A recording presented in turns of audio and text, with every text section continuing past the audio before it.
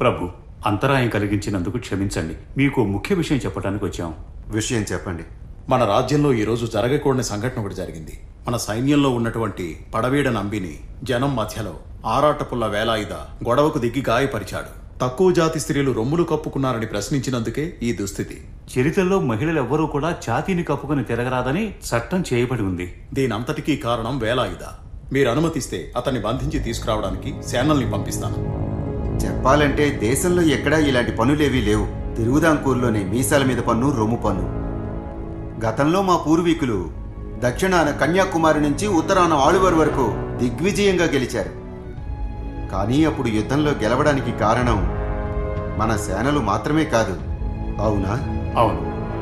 సహకరించడానికి కొందరు రాజులు బయట నుంచి వచ్చారు. కాబట్టి వాళ్ళకి ఇవ్వాల్సిన ధనం మొత్తం ఇచ్చి ఖజానా ఖాళీ అవ్వడం వల్లనే కదా ఇప్పుడు ఇలాంటి పనులు వేయాల్సి వచ్చింది. వేలాయుధ లాంటి రాజద్రోహులు ఆ పన్నుని అడ్డుకుంటే వాడిని ఉపేక్షించకూడదు. మనం శిక్షించి తీరాలి ప్రభు. అతను చేసిన తప్పుకి తల కూడా తీసేయొచ్చని చట్టం చెబుతోంది. కానీ పనికర్, పెద్ద హోదాలో ఉన్న అధికారులు, ధనవంతులు మాత్రం ఎటువంటి పన్నులు కట్టట్లేదు కదా. అందరికీ పదవులు కావాలి. సూటిగా చెప్పాలంటే సౌకర్యాలు తప్ప బాధ్యత లేదు. కానీ వేలాయుధ అలా కాదు. చెప్పిన సమయానికి పెద్ద మొత్తంలో పన్ను చెల్లిస్తున్నాడు.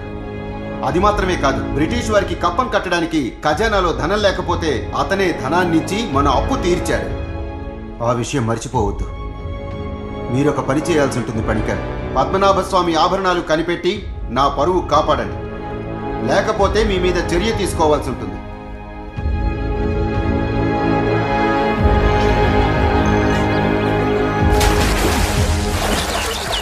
ఏం చేస్తున్నావు చిరుగంటన్? త్వరగా రా.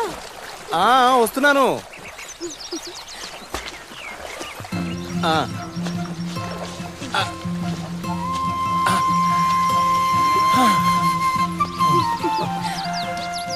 ఏంటి ఇలా వచ్చావు? నేను నీ గుడిసెకి కూడా వెళ్ళాను. నిన్నెక్కడ వెతకాలి చెప్పు. నిన్న మన ఊరికి వచ్చేసరికి చాలా ఆలస్యమైంది. రాత్రి పని మీద అంబలపురికి వెళ్ళాను. తెల్లవారులోపు వచ్చేయమని యజమాని మరీ మరీ చెప్పాడు. నిన్ను చూడ్డానికి వద్దామనుకున్నా. నిన్నేం జరిగింది? ఏదో గొడవ జరిగిందంట.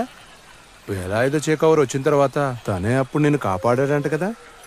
నిజమే, పెద్ద గొడవ జరిగింది.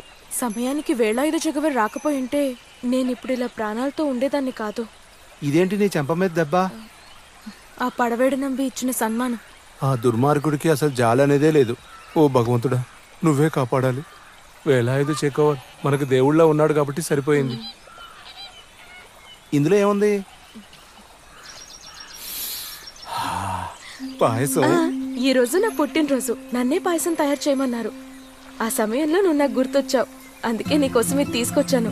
అప్పుడైతే నా మీద ప్రేమ ఉంది. నేను చాలా అదృష్టవంతుణ్ణి. ఎందుకలా? నీ చుట్టూ ఈ ఊరంతా తిరుగుతున్నా కూడా నీకు మాత్రం నా మీదే ప్రేమ ఉంది. మన పెద్దవాళ్లే మనల్ని ఒప్పుకున్నప్పుడు నువ్వు నాకు నచ్చకుండా ఎలా ఉంటావు? నేను ఈ రోజు నీ గుడిసెకి రాలేను. వల్లికోవెల్లో ఉండి తంబురాటి గారు పిలిచారు. అక్కడికి వస్తానని చెప్పాను. నేను వెళ్ళొస్తాను.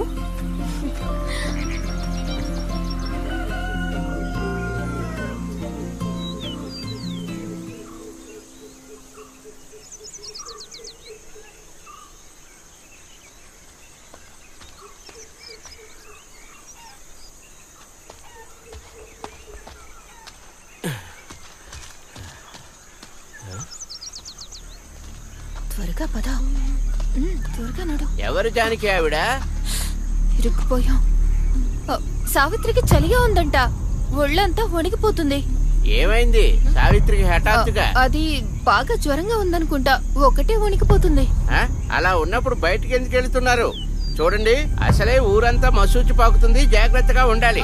నేను కూడా అదే చెప్తున్నాను. పదక్క లోపలికి పద. బయటికి వెళ్ళొద్దని ముందే చెప్పాను కదా.